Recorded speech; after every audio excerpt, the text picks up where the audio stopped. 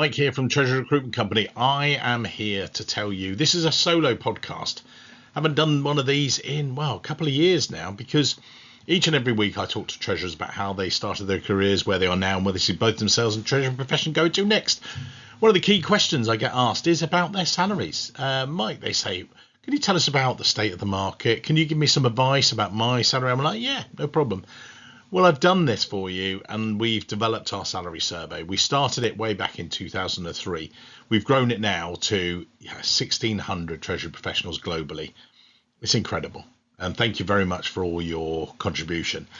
Now, it's a bit different, our survey. I'm going to go through this. If you're watching on YouTube, sorry if I'm going to some of the figures or some of the reading back on PowerPoints. You're not meant to do that, but I'm also doing this for you guys listening as a podcast. So I hope you enjoy this. If you're driving in your car, it's going to be a good one. We're going to talk up to you about salaries and what you should be doing to make sure that you can actually increase your salary, and what you should be doing to help yourself. First of all, let's talk about the salary survey itself. You can go to treasurysalary.com. Take part in it.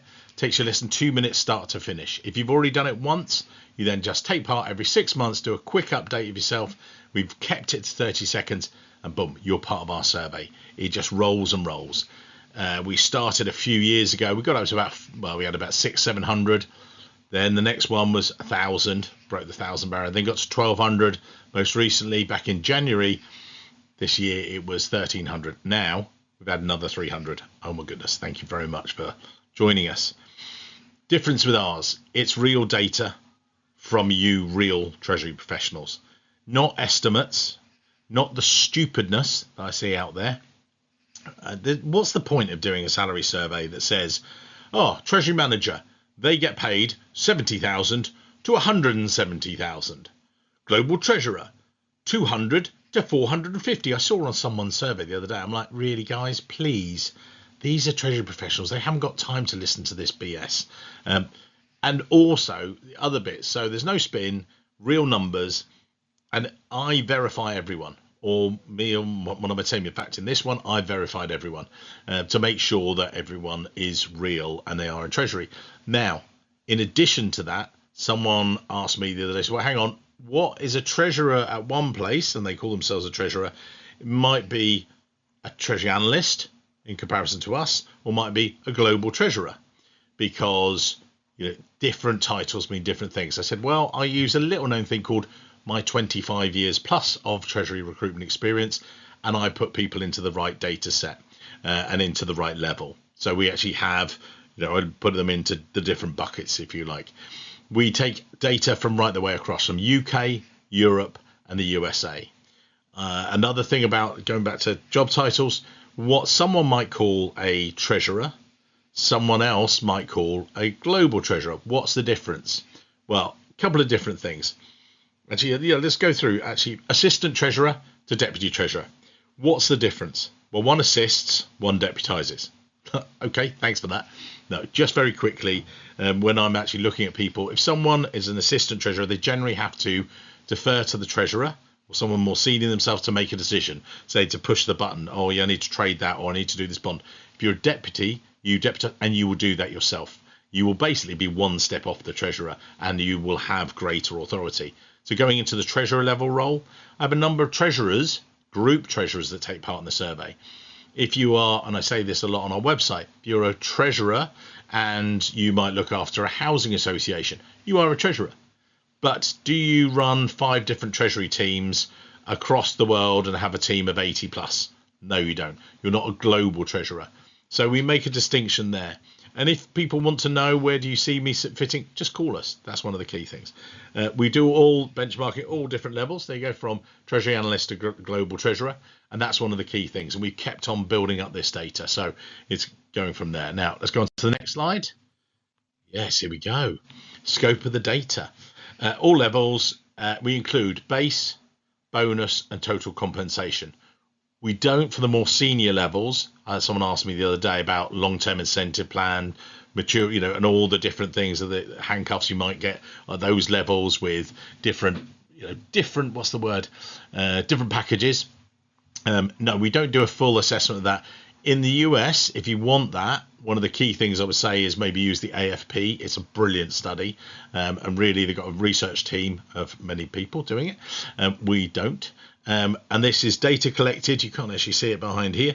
And let's just go back on here.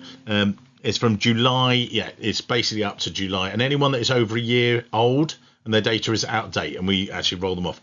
If you do want the data and you want the latest salary survey, update your information if you're part of our survey. So thanks very much for that. So, and also if you need more in-depth and you're more senior within the UK or Europe, there are actually salary survey companies. Ours is free. That's the other thing. So, and confidential, 100% confidential. Should add that in there as well. So that's the scope of the survey. What do we do next? Let's go through some of the headline numbers. Okay, this is us. This is the most recent snapshot. So we take Treasury analysts, in this case, 87. For those of you listening, 87 Treasury analysts across the UK, and the average base salary was 54,493. So we got some that are down at 30, some that are up at 70. And actually on the next slide, or when you actually see the full survey, we show the range, we show how many people have got a car allowance. On this screen, actually, it says here, and if anyone watching here, it says average car allowance for those that get it is £5,617. 8%, it says with. Now, someone said to me, well, I don't get a car allowance. No, so of the people that do, 8% of Treasury analysts receive a car allowance, and their average was 5,600. Okay, but only 8, so that's 1 in 10. But as you go further down, assistant treasurer, for instance, on this, 48 responses, average salary 110,491, average car just 66, just over. 50% of those assistant treasurers receive a car allowance, and the average bonus there was 22,118. 71% receive a bonus. There are still assistant treasurers out there. 30%, 3 out of 10, aren't getting a bonus. And then we've got average totals. Now, actually, if you want to see the other figures behind this for treasurer, global, you'll have to take part. Sorry, I have to keep those figures. So let's go on to the next slide. The next one is for North America. That is where the biggest growth has come for this survey. We are now 25%. It's actually a third. So about a third of our study used to be more predominantly UK, but now it's actually that third. How do I do a third? I don't know. Like that. Something like that. I don't know. Yeah. A third of our study is UK, a third is Europe, a third is US. So that's growing rapidly as well. But you've got here, this is incredible actually, when I look at it now, I can't go back to the previous slide, 108 responses. So we're global treasury directors at the senior level. Average base salary, $290,000. There were only 6% received a car allowance. Now, someone asked me about this the other day. They said, well, why is that? And I said, well, actually, in the US, car allowance isn't necessarily a thing. It became a thing in the UK a number of years ago, and it's a good way of people receiving cash and not getting a car. You don't actually get a formal car allowance. It's a good way for a lot of companies to give people extra pay rather than give them a pay rise. Oh, we'll give you a car allowance. And someone said, well, does that really make a difference? I said, okay, if you've got one employee with a 5k car allowance and then you've got 10, that's 50,000. Oh, yeah. I said, but if you gave those 10 employees a 5k rise, you pay extra in taxes, national insurance, you pay extra in pension, you pay extra on your bonus. So yeah, I said the car allowance is non-bonusable a lot of the time. It's tax saving, not all the time, but there are considerable savings by putting under the car allowance bracket. Also in Europe, which we'll come to in a minute, it's much more usual that you get, as you get more senior, a car, you get a fuel card, which means you pay for that as well, because again, they're all tax efficient as well. And it also comes from a number of years ago that a lot of employees received car allowances and were given cars, because they were having to drive distances and everything else, and you weren't able to do that in your personal car as well. So other things to note on here, so car allowances, there are some in here, but you see car allowance is not as prevalent in the US. But average bonuses, they do kick up. So a lot of Treasury analysts, 63%, so 6 out of 10, and their average bonus is $7,257. Amazing. And you've got the average total compensation coming out about 87,000. So I'm going to make a point here. But then you jump all the way through to Global Treasurer average bonus. Their average base is 290. The average bonus 111,000. Yeah, there you go. And 90% of treasurers, 9 out of 10, are receiving a bonus. So 9 out of 10 out of our survey of 108 received a bonus. And then you've got the average there. I've just, people said to me about the survey, and they said, Mike, Treasury Analyst Dealer, we need to recruit one. And in fact, I'm going through a process with a client at the moment, and they've said, yes, we want to recruit someone. Fantastic.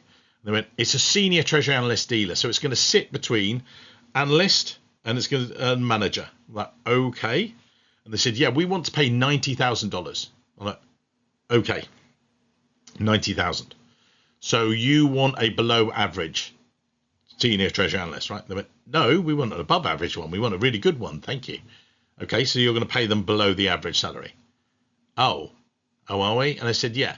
And they were like, well, what leads you to believe this? I went, my survey says, there you go. Here you go, little known program. So if you look at the combination between treasury analyst and dealer and treasury manager, treasury analyst 64 in the US we had, 144 treasury managers. Incredible. So between those two groups, that is, my maths is going here. No one does public math. My MFM, My First Million, one of my favorite podcasts. We don't do public math. 208 between those, and that's what I'm looking at. So I'm trying to give them advice, and this is the average. So it's not the top, it's not the bottom. And again, you can look at the ranges, and I'm trying to give them some advice and saying, guys, we need to push it up. And I'm not telling you, I'm not saying, trying to bump up salaries just for the sake of it. I'm just telling you what the market is telling me. So that's North America. Let's come to Europe. Here we go. So yeah, great numbers. Look at this. 82 treasury analysts in the survey, 145 managers, 10 consultants, 19 treasury consultants, senior treasury consultants rather, up to group treasurers, and then 45 globals. And it ranges everywhere from 60,000 as an average euros. And remember, across Europe, we do cover right the way across. What I mean by that, we have a lot of participants in Benelux. We also have a lot of participants in Switzerland, which actually does push up some of the averages a little bit. What I would say is we will be in the future across the US and also in Europe looking to do more regional surveys. We had an amazing survey once. For 2 or 3 amazing Swiss surveys. And I was recently asked, why can't you do Switzerland again? I went, because I'm a recruiter. Can you pay for this survey? I went, no, it's free, isn't it? I went, yeah, it's a free survey. I can do this survey, but it's free. There's only so much time I can spend out of my day doing this. And we used to, if you're in Switzerland, please take part in the survey. We love you guys. But we get a lot of people across Benelux. We also do some Eastern European. And we've got quite a few. They do bring down some of the averages because the cost of living is cheaper. So someone said, well, if I need advice, you've recruited in Poland, Mike. Yes, I have. You've recruited in Hungary. Yes, we have. Well, Katie has, my colleague. We've recruited across the US, both myself and Joe. Yeah, we can tell you where the best regions are. So in Texas, it's not as expensive as California. It's certainly not as expensive as New York. But the fact is you pay more, and actually the taxes are different and everything else. So it just varies.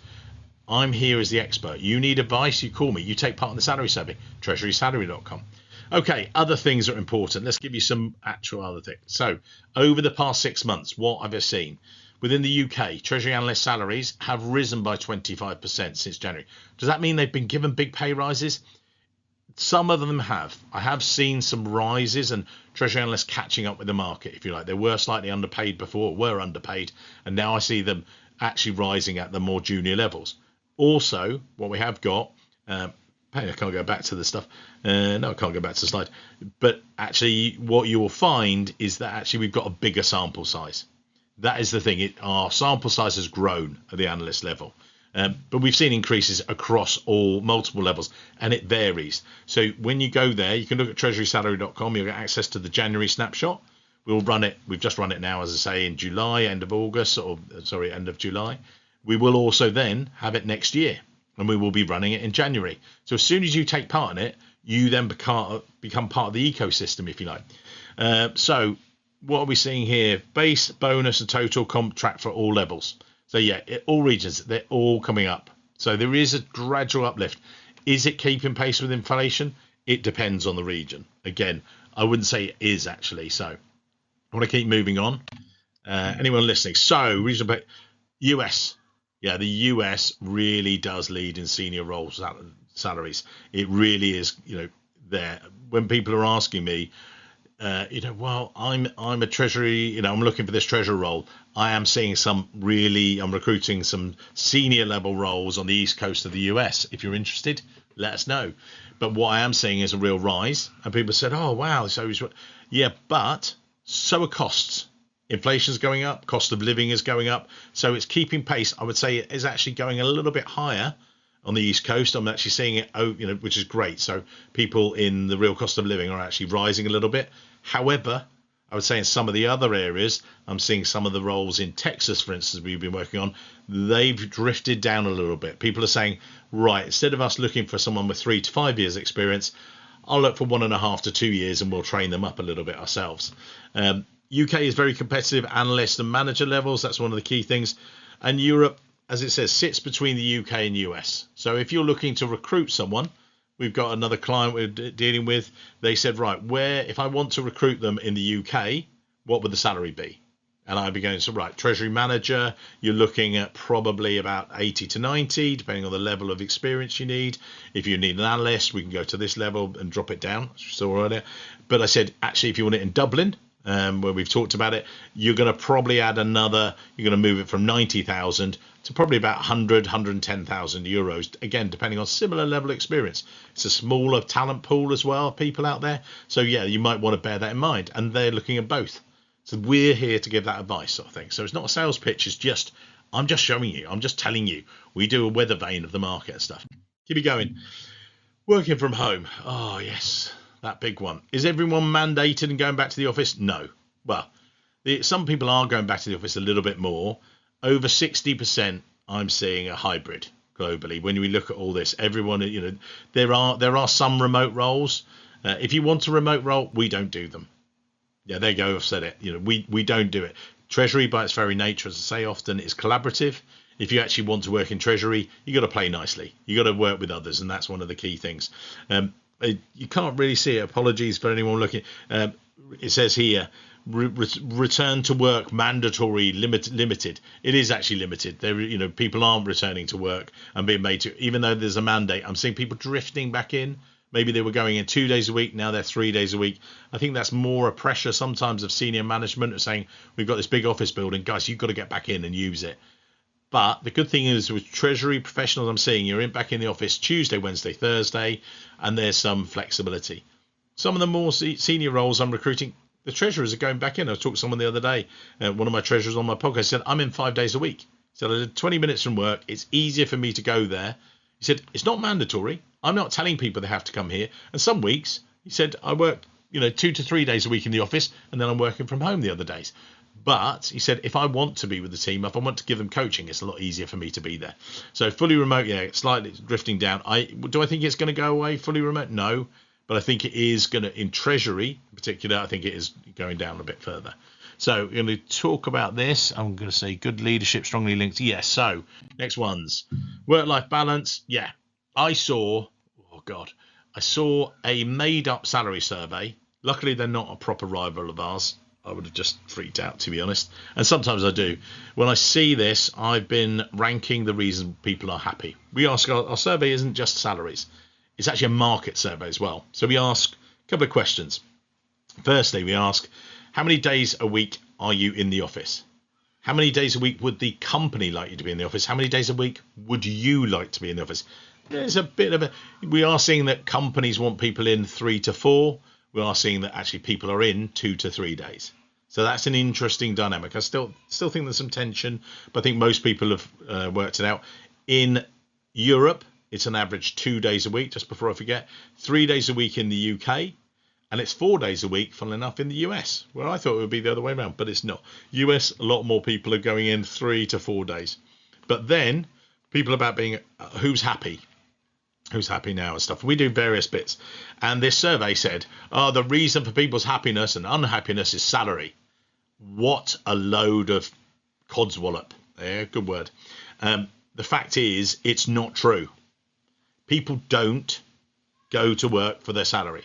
It's one of the reasons they go to work, but not the reason, not the only reason, not the leading reason. And it really winds me up when there's people that just make up a survey, which they did, and I could see loads of stuff was made up. It's just, it makes my blood boil.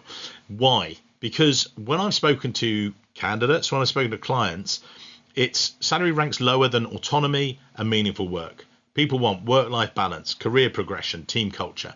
I was discussing with one of the massive, just post-COVID, we're coming out of COVID, talking to a massive group of treasurers, and they said, Mike, how do we keep our team on side as we come out of this and we return to the office? How do I make sure they're happy? I said, right, what I'm going to say is coffee.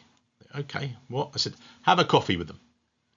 Have more coffee with them. And they're like, okay, well, what do you mean? I said, look, talk to them and say, and because over 80% of reasons come to these factors I've just talked to you about, and ask them 4 questions. Say, right, you're sitting there, Mark, I want to talk to you about your career, how you're finding it here. So Mark, you sit down with Mark, you're having the coffee. Mark, how's the work-life balance going?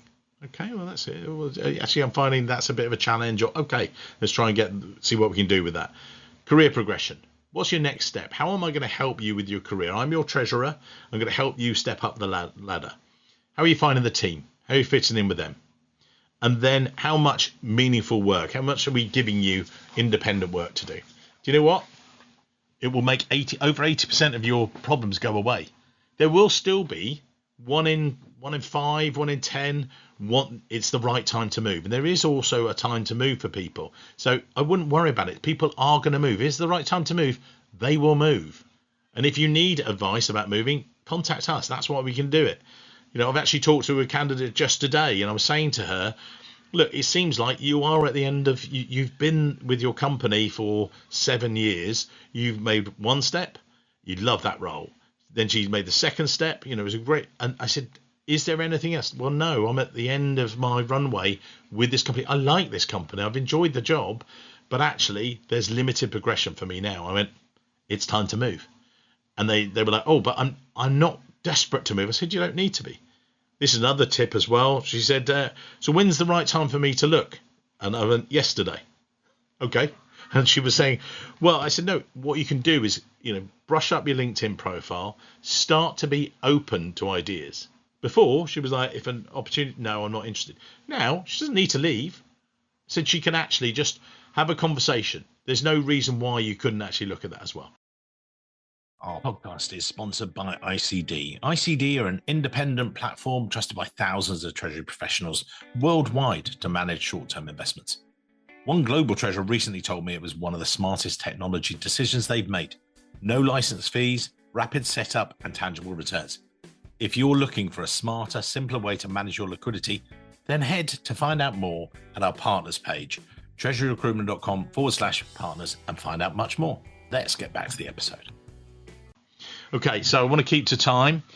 Now, this is why people leave roles, and this is the key thing. So it's not about salary. Told you. This is reasons people leave roles. On the slides for people watching, you'll be able to read that, hopefully. But people listening, lack of career progression is number 1. And if you are getting call me. Pay dissatisfaction appears more in the senior roles, so they did creep up. And people have actually said to me, yeah, pay does become an issue. Yeah, when you get to the more senior levels and if you're not being paid enough. But actually, it's only about 3 or 4 on the list. It's actually about management and flexibility. And that's one of the key things. We also ask about people how happy they are. And this goes back to something I've noticed I've realised over a period of time. The more junior you are, the more unhappy you are. Okay, the more senior you are, the happier you are. Like, okay, that's a bit of a sweeping statement. Let me explain it though. What I mean by that is, what I've realised is that if you are a treasury assistant or analyst, how often are you told what to do? How often are you empowered to do something? Often not very much. You're probably being told what to do by your boss, at least, or your manager, or whatever, line manager. If you're an assistant, probably 2 to 3 times a day, giving direction, coaching, and depending on how they do it, as long as they do it well, that's great, and you will become happier. But the fact is, so you might do a review twice a day. Then as you get more senior, become an assistant treasurer, you might be having a review with your team members once a week, once a fortnight. Just a review, coaching them and leading them and everything else. Whereas I've got treasurers now, when they're talking to their CFOs, they sit down once a quarter, say, right, these are my goals, these are what I'm going to try and achieve with the team. You're having their coffee and the CFO says, great, see you next quarter. And off you go. And actually, that gives you more satisfaction. That's where I've seen treasurers be more satisfied. So empower your teams, and it's a great way of going forward. Okay, and the final slide, here you go. If you want the full results, take part at treasurysalary.com. That is free for you. It's confidential to you, but the only way to get the full results is if you give us your information. That's our quid pro quo. You help us and, we help you. And that's how we, got 1,600 treasury professionals, not the made up stuff like other people. And someone said to me the other day, how do I know it's made up? I said, because I was made to make it up. One of my previous jobs, you can look on my LinkedIn profile, you'll be able to guess who it is. I was made, one of my bosses came up, so we do a big survey, and they still do that survey, and it's still fictional. Yeah, I don't know why they haven't been investigated by the fraud department.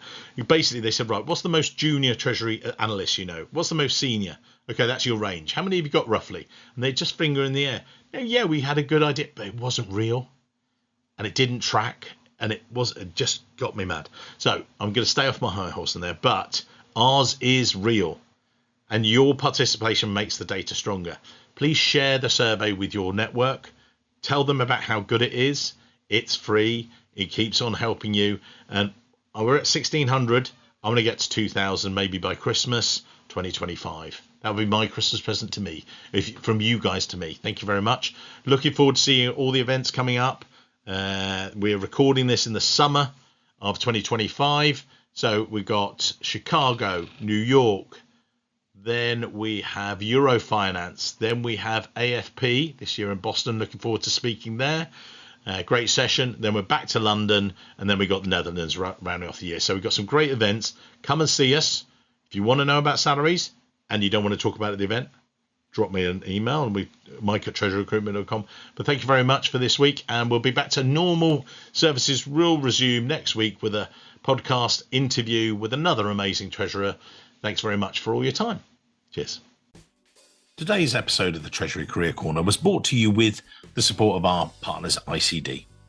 If you're looking for a smarter way to manage your short-term investments, ICD's independent portal gives you access to a full range of investment products, integrated analytics, and a simple centralized platform built specifically for Treasury. If you head over to treasuryrecruitment.com/partners, you can learn more, and we'll be able to connect you with the right person at ICD for both you and your business. Many thanks for listening to the show, and thanks for your continued support.